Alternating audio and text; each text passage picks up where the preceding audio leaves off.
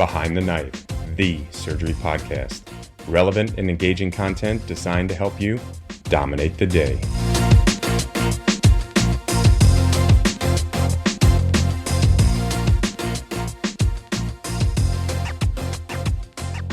Hello, everyone. Welcome to the start of our series of abdominal transplant episodes. We are the team from the University of Nebraska Medical Center. My name is Maddie Cloonan, and I'm a general surgery resident and #1 fan of the transplant department here at UNMC. I am joined by a star-studded crew. First, our senior transplant fellow, Dr. Dauch, and future-most junior faculty member. Hi, and I'm happy to be here. Next, Dr. Shaheed Merani, an associate professor here at UNMC, an abdominal transplant surgeon. He has spearheaded our growth in normothermic machine perfusion and normothermic regional perfusion here at Nebraska. Thanks so much for having me, Dr. Cloonan. Lastly, we have Dr. Langnas, professor of surgery, chief of the division of transplant here, and former ASTS president. Hey, Maddie. Our focus today is in normothermic machine perfusion, or NMP, in liver transplant. We'll explore some cases that highlight the uncertainty and evolving criteria around when to use normothermic machine perfusion and what it can mean for our patients. We'll also discuss 2 big papers in the field. Ultimately, we want to tackle the big question: how do we make clinical decisions when a new technology shows promise, but evidence is still emerging? Dr. Merani, could you briefly explain what normothermic machine perfusion involves and how it differs from traditional static cold storage? To understand normothermic machine perfusion, we really have to go back and look at what organ preservation in the setting of transplantation means. And traditionally, organs were taken from either deceased or living donors and stored ex situ in what's called static cold storage, a situation where an organ such as a liver spends time in a cold preservation solution on ice at hypothermic temperatures. And the rationale for that is that a reduced metabolic rate results in a reduced energy requirement as well as a reduced oxygen requirement, resulting in hypothetically reduced reactive oxygen species upon reperfusion of the organ when it is sewn into the recipient, and therefore less mitochondrial and cellular injury. Normothermic machine perfusion is a situation where organs are exposed to normothermic temperatures and perfused with blood, which is oxygenated and carries nutrients. And the theory behind this is that those organs, even though they are ex situ, still have a metabolic environment that mimics physiologic conditions, thereby hopefully reducing ischemia reperfusion injury, resulting in the ability of these organs to be able to tolerate a transportation period outside of the body until they're brought to the recipient, and hopefully reducing some of the complications that we see with ischemia reperfusion injury, potentially even increasing utilization of marginal or extended criteria donors. Wonderful. Thanks for breaking that down. Dr. Dauch, can you give us a high-level overview of the 2 articles? Sure, I'd be happy to. So we're discussing 2 of the articles that represent randomized control trials that study the role of normothermic machine perfusion, or NMP, in liver transplantation here in the United States. First, we have the PROTECT trial published in JAMA Surgery in 2022. This was a phase 3 multi-centered randomized control trial that took place between 2016 and 2019 with 20 United States transplant centers participating. The authors sought to answer the clinical question: how does normothermic machine perfusion using the TransMedics OCS liver device compare to cold static storage in deceased donor liver transplantation? The investigators hypothesized that NMP would be at the very least non-inferior to cold storage in terms of early graft dysfunction. The aim was to compare livers preserved on the OCS device to livers with static cold storage in regards to rates of early allograft dysfunction. The intervention was preservation of the liver with the OCS liver NMP device from organ recovery until transplantation. The comparison group was preservation with conventional static cold storage. Primary outcome was the incidence of early allograft dysfunction in the recipient population. Secondary outcomes included indicators of ischemic reperfusion injury, post-reperfusion syndrome, biliary complications, graft and patient survival, and overall organ utilization.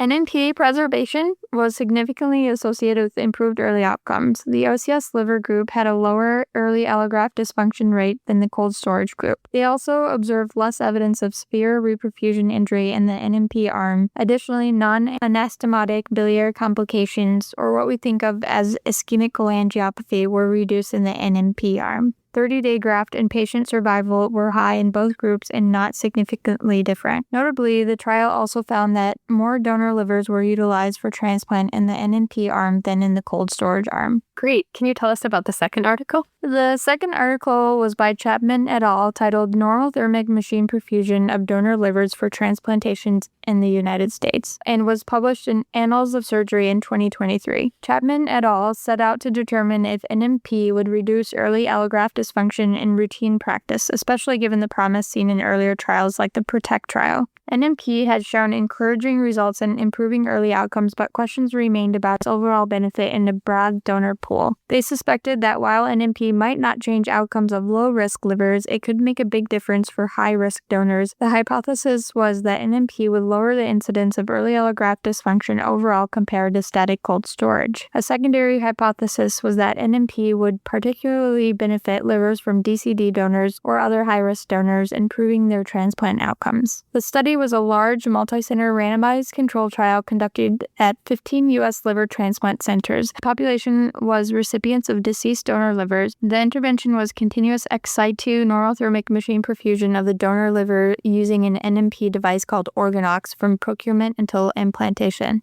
The comparison group was standard static cold storage. Donors were randomized to one preservation method or the other prior to organ recovery. Primary endpoint was the rate of early allograft dysfunction in the recipient. Key secondary endpoints included incidences of post-reperfusion syndrome, graft survival, patient survival, and subgroup analyses of EAD in high-risk or low-risk organs. They also tracked how many livers actually made it to transplant in each arm. Interestingly, the overall primary outcome did not show a statistically significant difference between NMP and cold storage in this trial.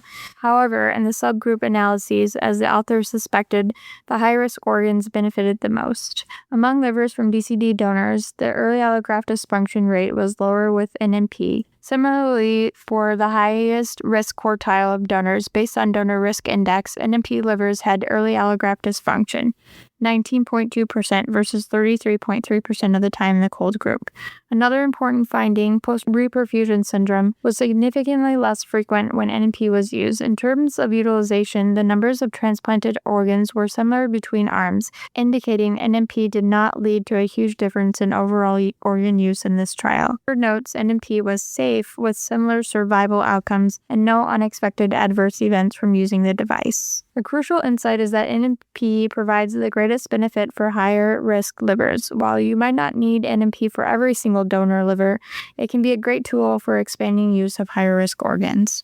Awesome. I think it's really easy to see the similarities between these articles. But Dr. Merani, do you mind calling out some of the differences? So I think one of the key differences is the statistical observations of the primary outcome, which in both of these studies was early allograft dysfunction. I think it's important to talk about early allograft dysfunction because clinically it's probably not something that we think of or routinely monitor or discuss when we're taking care of patients. But early allograft dysfunction was involved as primary outcome measure in both studies because these were phase pivotal trials that were essentially being performed to obtain FDA approval for the device to be brought to market. Realistically, on a daily basis, we don't talk about early allograft dysfunction. We don't really care about it so much. However, prior studies have shown an association between early allograft dysfunction and primary non-function, which is a much more rare event. Awesome. Dr. Langnas, can you highlight some current national trends in liver transplantation, particularly regarding the use of DCD organs? Thanks, Maddie. And that was a great review, Jackie and Shaheed. That was really helpful. I learned a lot. So first of all, I think organ donation and transplantation throughout the United States has shown a huge increase, which I think is just fantastic. And it remains a little imperfect in some ways. Distribution and allocation policies still have a lot of room for improvement, but overall, the number of transplants being performed in the United States is fantastic. It exceeds 40,000 in the past year.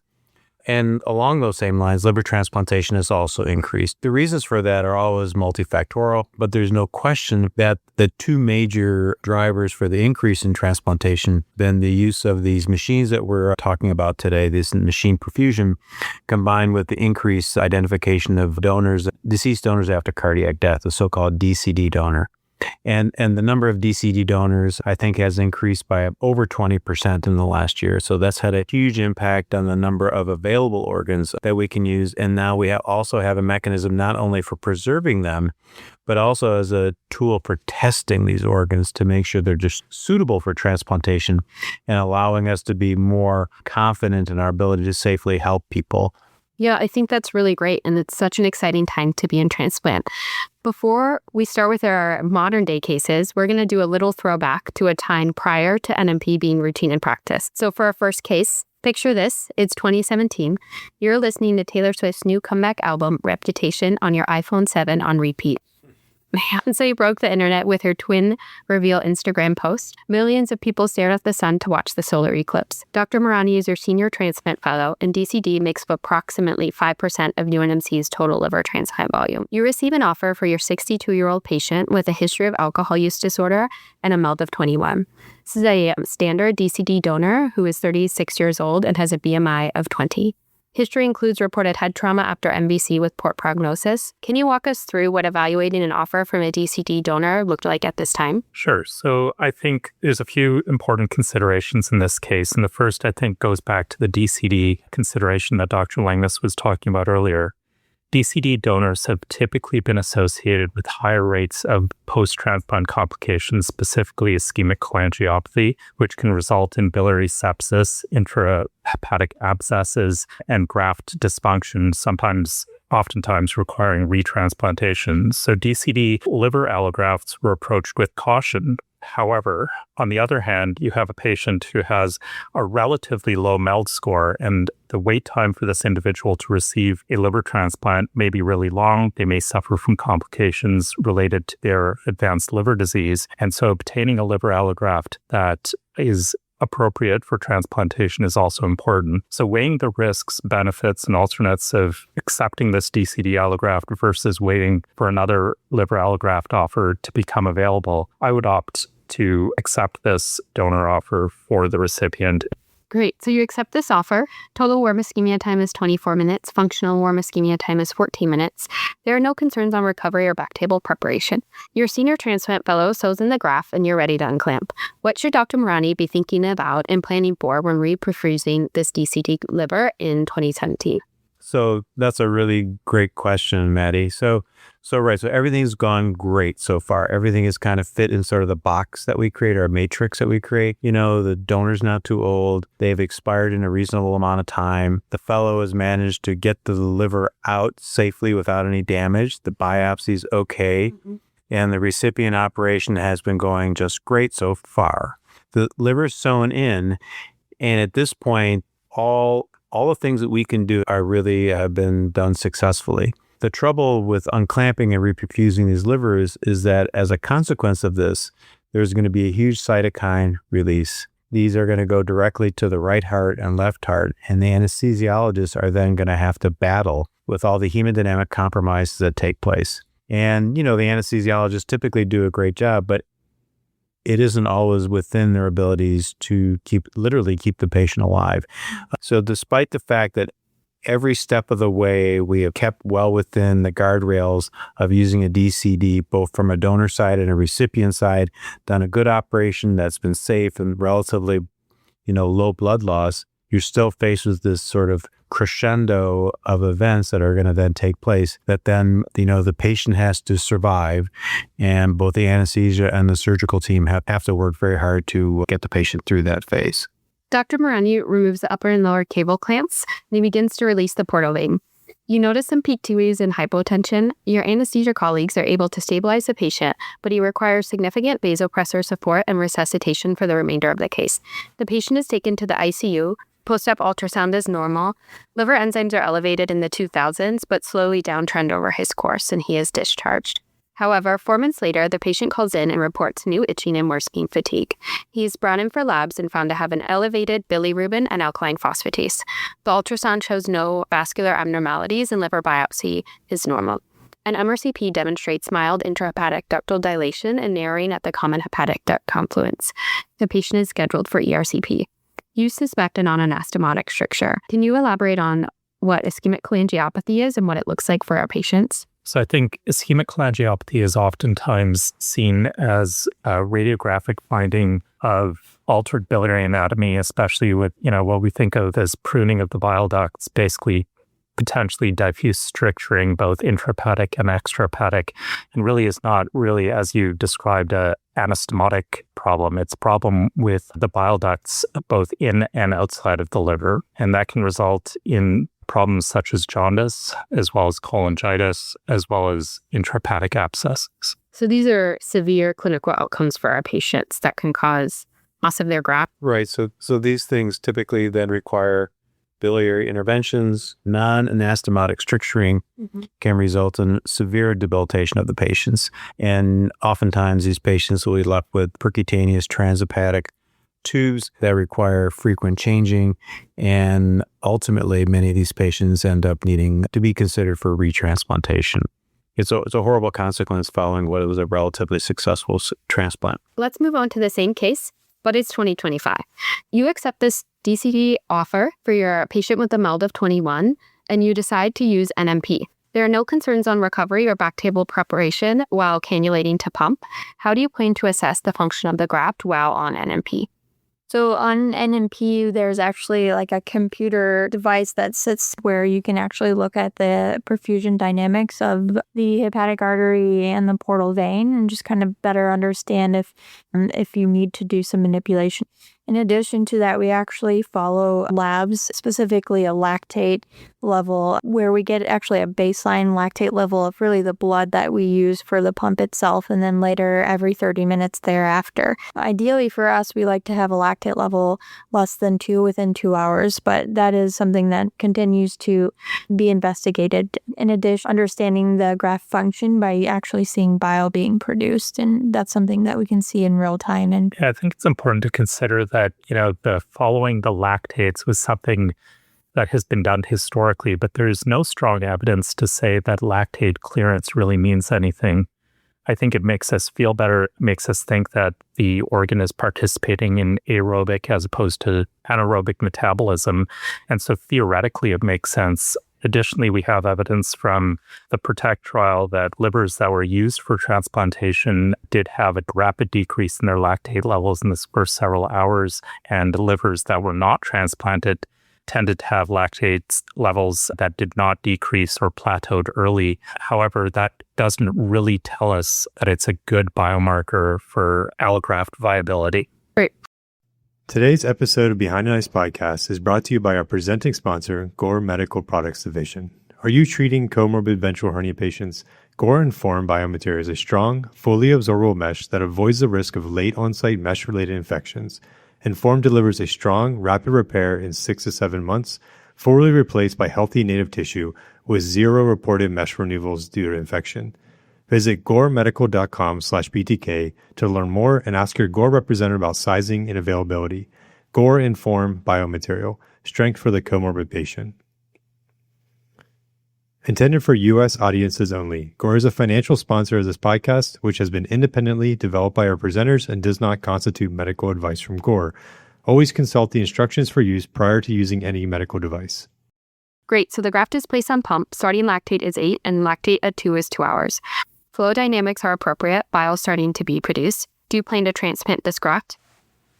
I would. If the lactate is coming down, the liver is producing bile, it has homogeneous liver perfusion and appropriate flow dynamics, meaning appropriate hepatic artery and portal venous flow without high pressures. I think this is a liver that sounds like it's on track to be suitable for transplant. Great. The graft is transplanted. There's immediate graft function with no issues, and the patient does well. What if I said starting lactate was 11 and 2-hour lactate was 7? Does this change how you look at this graft? So that's a really thoughtful, sort of almost as a trick question of sorts, I would even say, because I think as we've gotten more experience, I think in the beginning we would be very nervous about that. But I think we were also cautious about taking that as just a standalone bit of information. I think when we look for low lactates, that's reassuring. A high lactate makes us a little more anxious. And I think that just means we would leave it on the pump longer to see what it would do and look at other parameters as well, taking into consider the consideration the whole constellation of the clinical events that led us to getting this liver on the pump. So flow rates, bile production, what were the circumstances of the donor, and then biopsy also may be useful. So all those things come into play, but I think a lactate of 7 makes us quote unquote anxious, and just tells us we have to wait a little longer and be patient, which may not be in general the strong suit of most transplant surgeons. Or our lactate is less than 1, you decide to transplant. Early post-op enzymes are high, but the patient progresses well and is discharged home without issue. So, next case. You receive an offer for a graft from a 27-year-old brain-dead donor with a BMI of 31. Your recipient is a 55-year-old patient with previous liver transplant and graft failure who's currently listed with a MELD of 34. Is there an indication to pump this liver? So like a lot of things, it depends, right? So one of the great, maybe not unexpected, but gives us more time, and it gives us a longer logistical band that we can work within. So in this case, we could accept the liver from farther away. We could leave it on the pump longer, and allows us to do the recipient's hepatectomy, which is going to be much more difficult than a routine case, and allow us to take our time and not be under sort of the typical static cold storage constraints that we typically have to deal with. Fact that a redo liver transplant recipient is going to require an extended hepatectomy due to the adhesions in the abdominal cavity. And I think it's important to go back to the primary literature. And, Chapman's article talks about the total duration of ex situ time for the organs, citing that in the normothermic machine perfusion arm, the livers spent over 500 minutes outside of the body in comparison to the static cold storage arm, where livers were typically transplanted in less than 6 hours. In both of these papers, they excluded status 1A patients, and the PROTECT trial also excluded redo recipients. How do we apply the data from these studies to recipient characteristics that may have fallen outside of their inclusion? I actually wondered the same question when I was reading these articles. There's got to be a reason why they were excluded, but I wasn't a part of the conversations. But I know Dr. Merani is listed as one of the authors on one of these papers, so I was curious to hear his opinion on this. Yeah, so I think when designing, pivotal trials or phase 3 clinical trials, it's important to have a relatively homogeneous population, knowing that there are enrollment restrictions in terms of how many patients can feasibly be enrolled in these studies. You really want to focus on a particular patient population. And I think these studies were designed to look at kind of an average recipient. Redo liver transplantation, I believe, is in the order of about 10% or maybe less in the United States of all the liver transplant volume. So if you start to put in those higher risk recipients, it does create a lot of heterogeneity in the study, which make it more challenging to interpret the results. So in answer to your question, Maddie, I think this is one of the challenging things with using clinical trials and papers is that you might not be able to look a patient up in a particular textbook or in a particular trial. And so oftentimes when medical devices or medications, pharmacologic agents, or particular interventional strategies are approved for use, sometimes we do have to start using those tools off-label. And I think that's appropriate in a careful, calculated, patient-driven rationale. Great. So we've covered how DCD looked in the past, indications for pumping an organ, including donor, recipient, and graft characteristics. Let's take a little look into the future and for the areas that we don't necessarily have answers for. For the final case, you receive an offer from a DCD donor who's a 66-year-old patient with a BMI of 35. Patient passes after extubation with a total warm ischemia time of 20 minutes and functional warm ischemia time of 12 minutes. There are no issues with recovery, but intra-op biopsy comes back with 30% macrosteatosis. How do you go about weighing these donor and graft factors when deciding whether or not to transplant this graft? So another really hard question, Maddie. So I think, we can use our sort of the issues in some ways, I think, going back to some of the metrics that you mentioned. What was the functional warm time? What does the liver look like? Does it gigantic? Is it 3 kilos? Is it grossly appearing normal or abnormal? I think those things take on greater weight because, there is a certain inherent risk in that. So I think a brain dead donor, even with those characteristics, would make us all a little skittish. Mm-hmm. Pumping it may give us some reassurance that it will be functionally effective when we put it in. So I think that's really kind of where we're probably, most people would say that's kind of where we're at in terms of limits. And a person in that age group with that amount of fat and having an elevated BMI, you'd almost imagine that they're going to have some fibrosis on that biopsy as well. There's a lot of things there. I think it would require some conversations about using it or not. So I think that's a great case because I think those are the types of things we're going to have to wrestle with in the future because that's what we're being offered. And in the context of being offered what we considered non-ideal donors, I'm not even sure that expanded or extended criteria even is a language that we should use anymore. Mm. But I think these are just a little bit more hazardous in some ways. We have to develop tools or confidence to know how to use them because just to remind your audience, still we have 10 to 15% of our patients dying on the waiting list, despite the improvements in organ donation in the United States and the fact that we're busier, most programs are busier, everybody's doing great, helping more and more people. We're still seeing 10 to 15% of people dying on the waiting list without transplantation. So we still have to not dismiss these organs because we're concerned, but we have to find ways to successfully try to use as many as we can. Mm-hmm. Can we talk about what donor graft characteristics that were previously thought to be exclusionary to transplant that we're reconsidering now? Sure. I think that's sort of easy. Just the DCD that you talked about. I can't imagine 5 years ago even considering a 66-year-old morbidly obese DCD donor. I think it just would be just a bridge too far. The stakes would be too high. I think that the needle we have to thread is that because if we put a liver into our patient, I mean, the stakes are super high, right? And so if you do a liver transplant to somebody who's in their 30s and 40s and a liver doesn't work, well, maybe we can retransplant them urgently or get them to limp through with that liver. But so many of our patients are getting to be a little older, 60s, late 60s, early 70s. It's pretty common. And so I think you just have to be really cautious about that. So I think, the expansion of DCDs in general, particularly the age, has been really exciting. And then I think now we're trying to decide, what is the warm ischemia time that we can tolerate? I think it used to be 30 minutes, period. Now we're willing to go warm ischemia time from extubation much longer, over an hour, as long as the functional warm time seems to be within 30 minutes. And maybe that line is also going to be extended as we gain more and more experience. So I think it's very exciting. Mm-hmm. I think, we keep pushing the envelope and seeing what we can use. Cause I think that, the need is really great. But it's a little scary mm-hmm. and it's a little hard to know sometimes. Mm-hmm.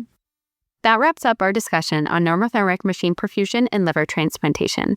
A big thank you to Drs. Langnas, Merani, and Dauch for sharing your insights and experience. I hope our listeners found this as enlightening as I did. The field is moving fast, and it's always an exciting time to be in transplant surgery. Thank you for listening. Until next time, dominate the day. Be sure to check out our website at www.behindtheknife.org. Download our free app available for Apple, iOS, and Android. Simply search for Behind the Knife in the App Store or Google Play to download the app. In the app, you can listen to our episodes, watch high-yield videos, and even access our premium content, including our oral board reviews and trauma video atlas. You can also follow us on Twitter at Behind the Knife and on Instagram at Behind the Knife Podcast. If you like what you hear, please be sure to leave us a review. Content produced by Behind the Knife is intended for health professionals and is for educational purposes only. We do not diagnose, treat, or offer patient-specific advice. Thank you for listening. We appreciate your support. Until next time, dominate the day.